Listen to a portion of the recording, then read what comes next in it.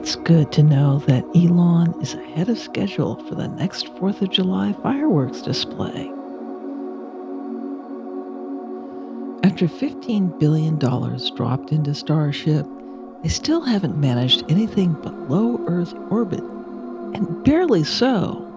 A launch system that has a 41% failure rate is not an ideal commercial satellite delivery system, and much less so for human spaceflight.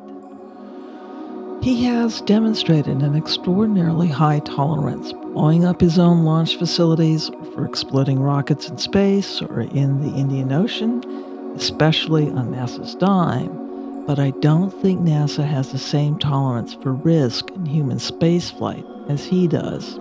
Musk has always had a rather casual relationship with milestones and costs. I expect about the same when it comes to human life. So Starship is a failure as a launch system, but it might be salvageable as a fireworks display because the only thing they have to work out is how to make it explode on cue.